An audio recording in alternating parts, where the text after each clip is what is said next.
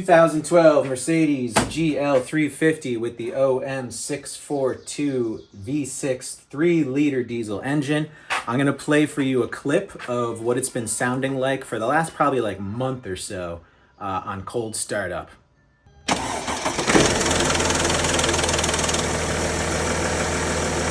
So that is the sound from all my research. Very clearly, that is the sound of the timing chain rattling on startup.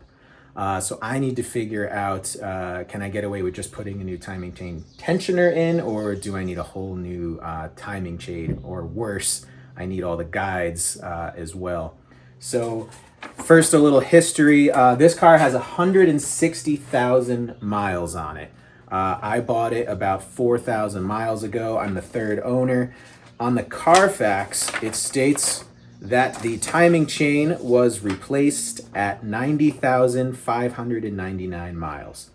So this timing chain only has about 70,000 miles on it. So that's why I'm skeptical that it could need a new timing chain, that it would have stretched that much in 70,000 miles. This is my first time owning an OM642. From what I can tell, that's low miles to have a timing chain stretch like that. So I'm going to start by replacing the tensioner and see where that gets us. So of course it's going to be different on different models. On this Mercedes, the OM642, the tensioner is accessed, it's behind this air intake duct. So on this one, all we have to do is remove this guy right here. I have the wheel well liner out right now because I'm working on the brakes. That's just going to give me better access.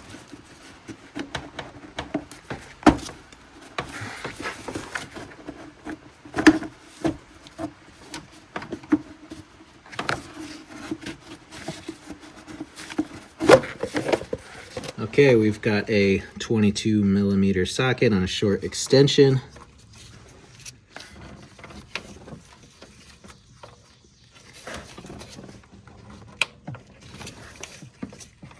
See if we can find it here. There we go. There, now it's on. It shouldn't be too tight because the torque is not super tight on this. You see that just broke free. It wasn't like a nice slow release. It seems very loose at this point, so I'm just going to take my extension and socket off the ratchet. I should be able to do it by hand. Oh, I forgot. I'm going to put, this will leak a little bit of oil, so I'm going to put a rag under there first.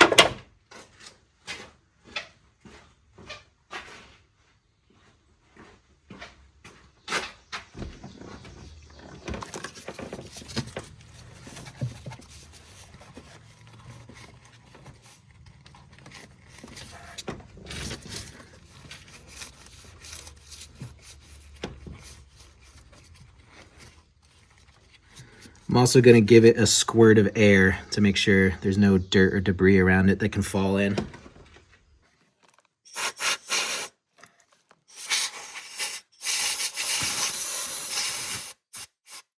Okay, commence removal.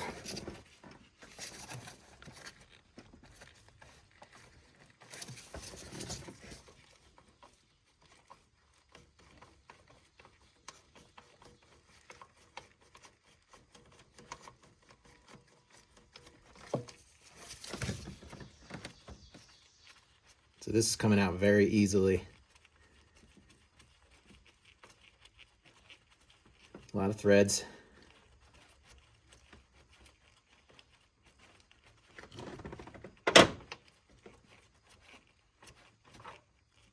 Okay, and we are free. Okay, here's our old tensioner. Here's our new one. Now, I went with INA. From my research, from what I could tell, this is the OE manufacturer. And this was, I think, less than 50 bucks on Rock Auto. There's the part number right there. If I wanted a genuine Mercedes, it was going to be, something like $170 or something ridiculous. So from what I could tell, this is the OE manufacturer. Why waste money for that star on the package. So here's the new tensioner. I'm going to get this out. Side by side, they look identical. You see this new one came with a crush washer too. That's important. Now, this is a big thing I've heard. Some people say that you should submerge, like fill this with motor oil and submerge this so that these holes right here can suck in engine oil, and that this can be ready to go in that way. I've also read that you should absolutely not do that. And yes, it will take a few seconds for the oil pressure to build up in here and build up the tension in here. But that if you fill this with oil, it'll be really firm when you put it in, and it'll put tension against that chain, and that can actually stretch it if this thing is maxed out and it doesn't have a way to give that chain the slack it needs. So I am going with option A, and I am leaving this dry just as it came. And that's also, from what I could tell in my research, that is the manufacturer's recommendation, to install this dry. So that is what I'm going to do. One challenge when installing this back in here is that it's a tensioner. It has tension and you're pushing against that chain, right? And so you have to in order to get the thread started, you have to push it in with a pretty good amount of force. Now, what some people will do is go straight down through the oil filler cap here with some kind of long, like a breaker bar or just some kind of rod or something, and then you can actually push on the chain and relieve the tension that way, and then be able to thread it in. But as you can see on mine here, I have some kind of baffle right here, so I cannot see down to my timing chain, so I can't do that method. So I'm going to use just kind of a piece of wood here. I'll show you, to put some tension on it, to put some force on it from behind, so I can get it started. All right, so at first I'm just going to try to insert this and see if it'll catch by hand without having to use any extra force to push against the tension of the chain. So we'll just go in by hand here first.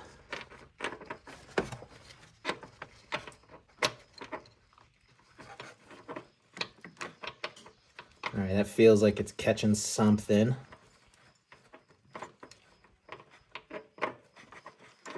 Nope. Come on.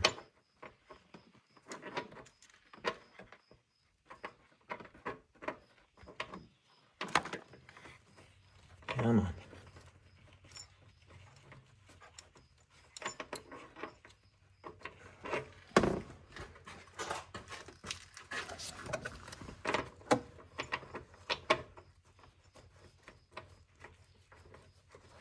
Okay. Yes. All right, there we go. Just need a different angle, so it definitely has caught the threads here, and now I'm just tightening by hand. So I didn't end up having to use my extension, but if that wasn't going to go, my plan was to use my socket on an extension, put that there, and because I can't go through the oil cap up there because of the baffle, I was just going to have my extension here. Oops, sorry. Have my extension here, and then just use a wooden dowel and against this bracket for leverage, so that I could push back on this and have some leverage on this extension. But we don't need to do that. I got lucky here, it seems like. So I'll just keep tightening this down.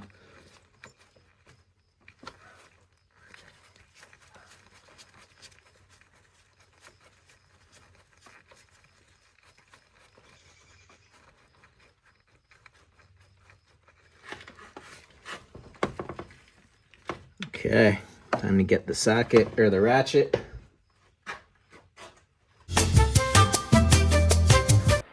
All right, I'm taking a little pause here, a little time out, because as I was going to get the ratchet to finish tightening that tensioner down, I was thinking that went in way too easily. And if something is too good to be true when you're working on a car, it is. So it's called a tensioner, right? So why wasn't there any tension as I was installing that?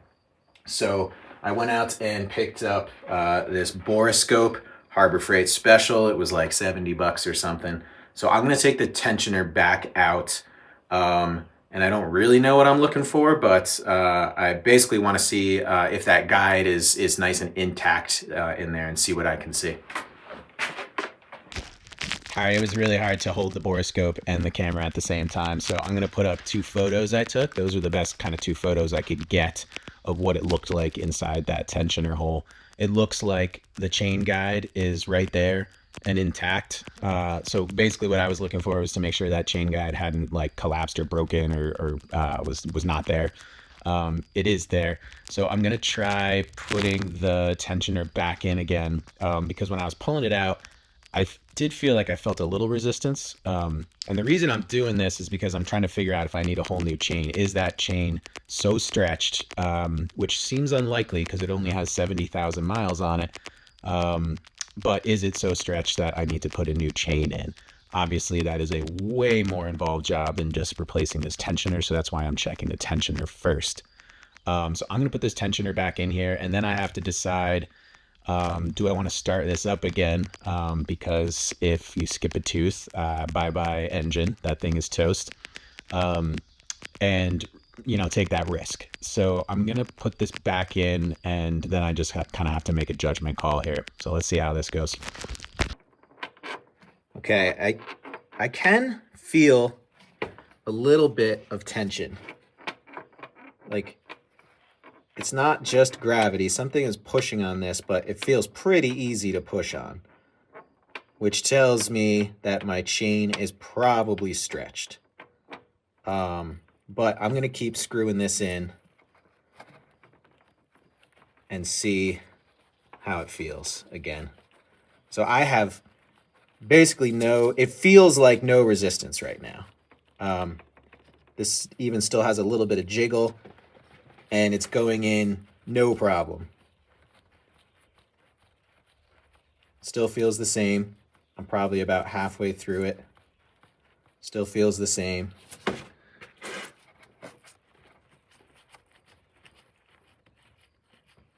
Still feels the same. Still feels the same. Still feels the same. I gotta be getting close. Okay. Now I'm starting to feel a little resistance.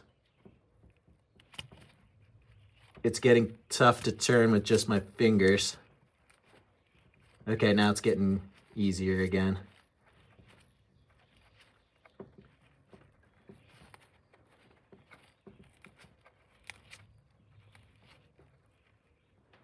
All right, so I've gone as far as I can go. I'm sure I can feel that I'm bottomed out on the block. So, okay, I've been thinking about it for 10 or 15 minutes here. I uploaded the photos to Gemini and asked what it thought. I mean, Gemini thinks that my chain is severely stretched. That's its words, which is probably true. I mean, yes, this chain only has 70,000 miles on it, but it was done by the first owner, the first timing chain replacement. I'm the third owner, so I have no idea how the second owner, how hard they drove it. So I guess it is technically possible that this second chain after 70,000 miles is severely stretched. I feel pretty confident that at least driving it with this new tensioner is okay. I don't have any rattling sounds while it's running. It's just that cold startup. So I probably need a new chain, but I am going to torque this down to 60 foot-pounds and start it up again and see if I get that rattle. Even if I do get that rattle, it could be just because this new tensioner needed to fill with oil. So my plan at this point is to drive it for another few days, give it a handful of cold starts, and see if that rattle is there. If the rattle is there, I think that's definitive proof that I need to do a timing chain. If it's not there, then I have another decision to make, and maybe even take it to a Mercedes mechanic who could diagnose if there is severe chain stretch. But for now, I am going to button all this back up and we'll start it up, see what happens. hopefully I did everything right and putting it back together, but if not, we're gonna see what it looks like when an OM642 skips a tooth and destroys itself.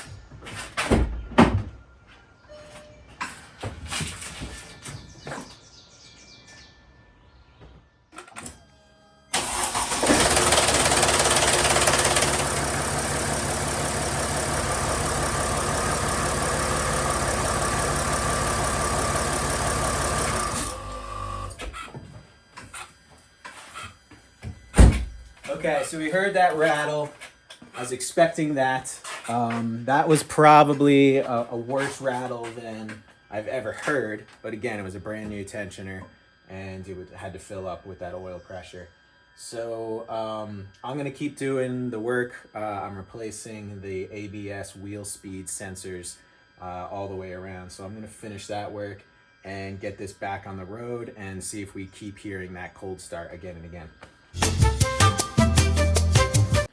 Okay, so it's been about 2 weeks since I installed the new tensioner, and the very next day after installing it, I went out, crossed my fingers, started the car, and chain rattle immediately. Tried a few more times over the next few days, and it was still rattling. So that meant time for a new chain, and as you can see, I'm about probably 2/3 of the way through the process. I just got this new chain installed, just put the new master link in, got it riveted and sealed up. So I decided not to do the chain guides along with it, purely because that's just doubling the amount of time it would take. I'm already probably 6 or 7 hours into this, so that would be a lot more work to do the guides. So fingers crossed, I'm hoping that just doing this chain using the roll-in method is gonna solve my issue. So clearly for me, just replacing the tensioner did not work. I'm not saying that it couldn't work for other people, that would solve other people's problems. I put the question out on the OM642 Facebook page, saying, hey, this chain only has 70,000 miles on it. Is it possible it would have stretched to this point? And can I get away with just doing a tensioner? And there was a lot of differing opinions. Some people saying, yes, absolutely. Some people saying you always change the chain with the tensioner. So there seems to be debate, but for me, my proof here, and hopefully this helps you out, is that I have to, it didn't work to just replace the tensioner. And that's why I'm doing the chain now as well.